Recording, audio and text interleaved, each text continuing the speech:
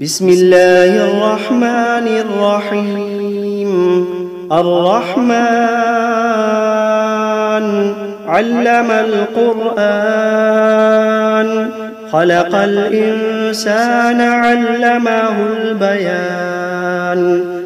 الشمس والقمر بحسبان، والنجم والشجر يسجدان. والسماء رفعها ووضع الميزان، ألا تطغوا في الميزان. وأقيموا الوزن بالقسط ولا تخسروا الميزان. والأرض وضعها للأنام، فيها فاكهة والنخل ذات الأكمام. والحب ذو العصف والريحان، فبأي آلاء ربكما تكذبان. خلق الإنسان من صلصال كالفخار، وخلق الجان من مارج من نار. فبأي آلاء ربكما تكذبان. رب المشرقين ورب المغربين، فبأي آلاء ربكما تكذبان. مرج البحرين يلتقيان، بينهما برزخ لا يبغيان. فبأي آلاء ربكما تكذبان. يخرج منهما اللؤلؤ والمرجان، فبأي آلاء ربكما تكذبان. وله الجوار المنشآت في البحر كالأعلام، فبأي آلاء ربكما تكذبان. كل من عليها فان، ويبقى وجه ربك ذو الجلال والإكرام. فبأي آلاء ربكما تكذبان. يسأله من في السماوات والأرض كل يوم هو في شأن. فبأي آلاء ربكما تكذبان. سنفرغ لكم أيها الثقلان، فبأي آلاء ربكما تكذبان. يا معشر الجن والإنس إن استطعتم أن تنفذوا من أقطار السماوات والأرض فانفذوا، لا تنفذون إلا بسلطان. فبأي آلاء ربكما تكذبان. يرسل عليكما شواظ من نار ونحاس فلا تنتصران. فبأي آلاء ربكما تكذبان. فإذا انشقت السماء فكانت وردة كالدهان. فبأي آلاء ربكما تكذبان.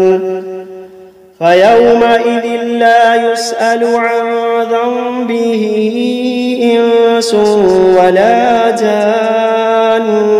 فبأي آلاء ربكما تكذبان. يعرف المجرمون بسيماهم فيؤخذ بالنواصي والأقدام. فبأي آلاء ربكما تكذبان.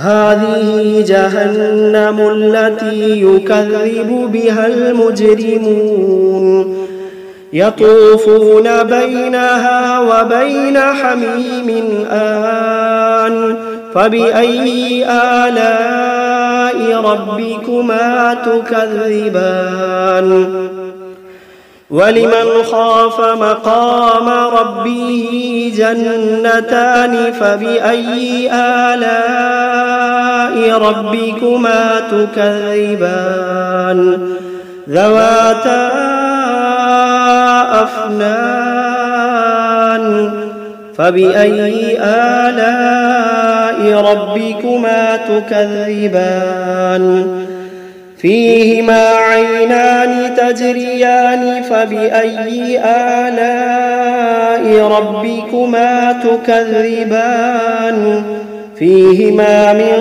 كل فاكهة زوجان فبأي آلاء ربكما تكذبان متكئين على فرش بطائنها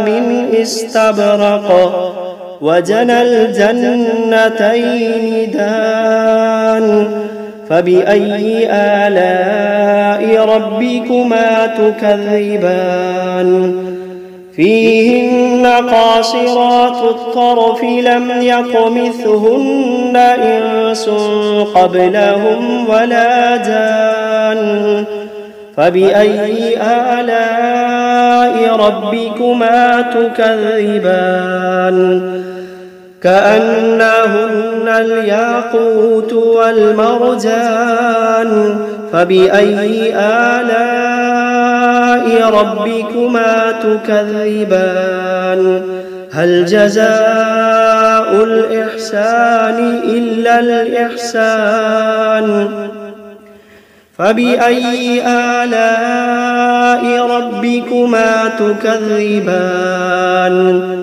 ومن دونهما جنتان فبأي آلاء ربكما تكذبان مدهامتان فبأي آلاء ربكما تكذبان فيهما عينان نضاختان فبأي آلاء ربكما تكذبان فيهما فاكهة ونخل ورمان فبأي آلاء ربكما تكذبان فيهن خيرات حسان فبأي آلاء ربكما تكذبان حور مقصورات في الخيام فبأي آلاء ربكما تكذبان لم يطمثهن إنس قبلهم ولا جان فبأي آلاء ربكما تكذبان متكئين على رفرف خضر وعبقري حسان فبأي آلاء ربكما تكذبان تبارك اسم ربك ذي الجلال والإكرام بسم الله الرحمن الرحيم تبارك الذي بيده الملك وهو على كل شيء قدير الذي خلق الموت والحياة ليبلوكم أيكم أحسن عملا وهو العزيز الغفور الذي خلق 7 سماوات طباقا ما ترى في خلق الرحمن من تفاوت فارجع البصر هل ترى من فطور ثم ارجع البصر كرتين ينقلب إليك البصر خاسئا وهو حسير ولقد زينا السماء الدنيا بمصابيح وجعلناها رجوما للشياطين وأعتدنا لهم عذاب السعير وللذين كفروا بربهم عذاب جهنم وبئس المصير إذا ألقوا فيها سمعوا لها شهيقا وهي تفور تكاد تميز من الغيظ كلما ألقي فيها فوج سألهم خزنتها ألم يأتكم نذير قالوا بلى قد جاءنا نذير فكذبنا وقلنا ما نزل الله من شيء إن أنتم إلا في ضلال كبير وقالوا لو كنا نسمع أو نعقل ما كنا في أصحاب السعير فاعترفوا بذنبهم فسحقا لأصحاب السعير إن الذين يخشون ربهم بالغيب لهم مغفرة وأجر كبير وأسروا قولكم أو اجهروا به إنه عليم بذات الصدور ألا يعلم من خلق وهو اللطيف الخبير ألا يعلم من خلق وهو اللطيف الخبير هو الذي جعل لكم الأرض ذلولا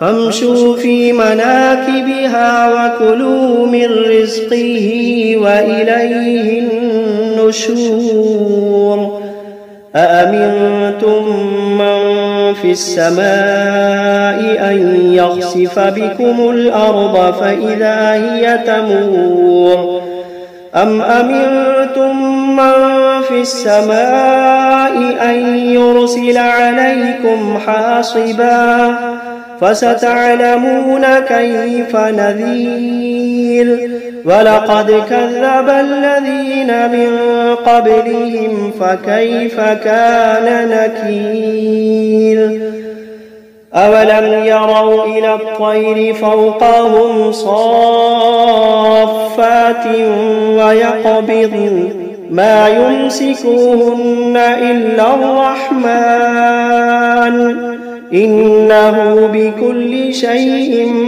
بصير أمن هذا الذي هو جند لكم ينصركم من دون الرحمن إن الكافرون إلا في غرور أمن هذا الذي يرزقكم إن أمسك رزقه بل لجوا في عتب ونفور أفمن يمشي مكبا على وجهه أهدى أمن يمشي سويا على صراط مستقيم قل هو الذي أنشأكم وجعل لكم السمع والأبصار والأفئدة قليلا ما تشكرون قل هو الذي ذرأكم في الأرض وإليه تحشرون ويقولون متى هذا الوعد إن كنتم صادقين قل إنما العلم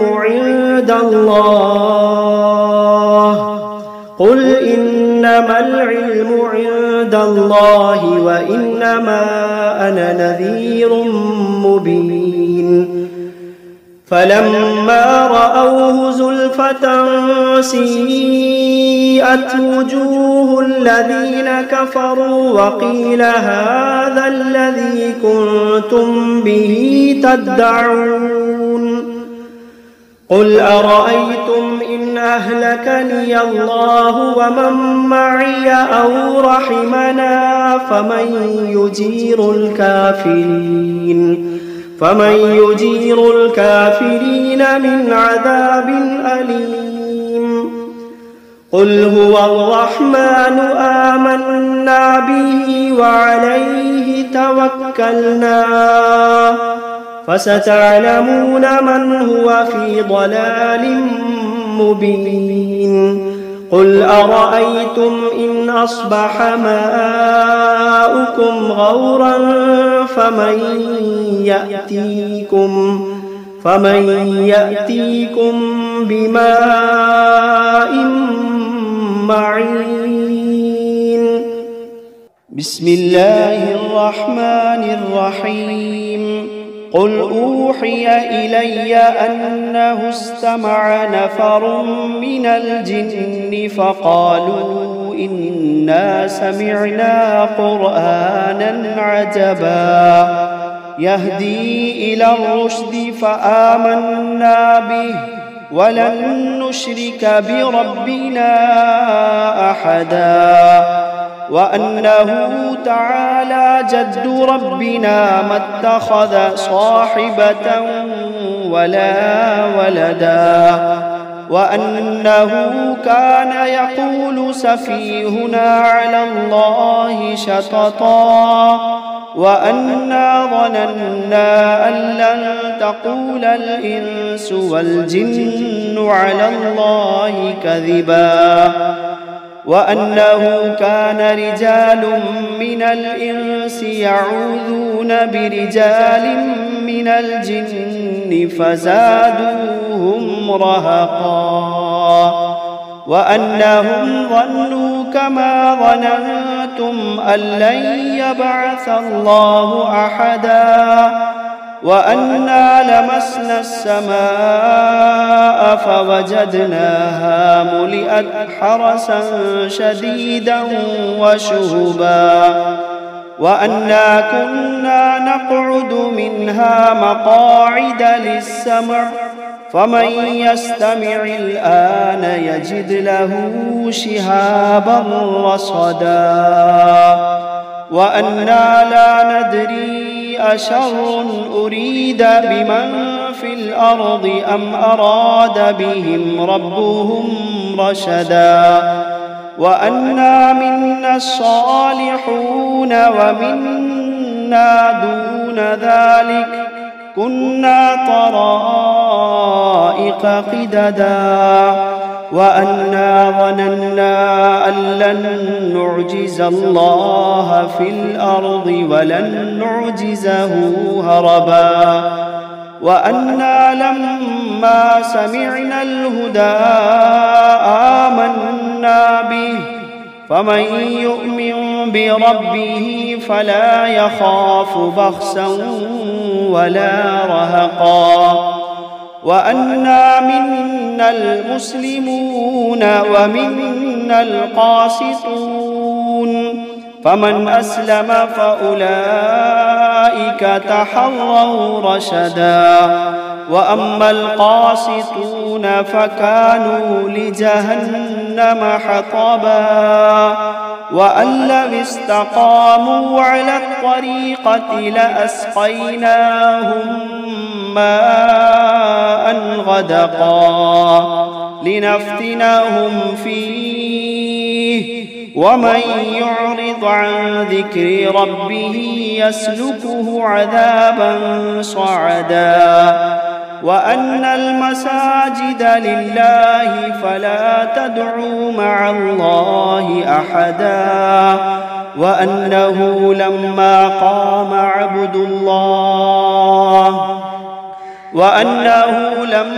قام عبد الله يدعوه كادوا يكونون عليه لبدا. قل إنما أدعو ربي ولا أشرك به أحدا. قل إني لا أملك لكم ضرا ولا رشدا. قل إني لا أملك لكم ضرا ولا رشدا. قل إني لن يجيرني من الله أحد. قل إني لن يجيرني من الله أحد ولن أجد من دونه ملتحدا إلا بلاغا من الله ورسالاته ومن يعص الله ورسوله فإن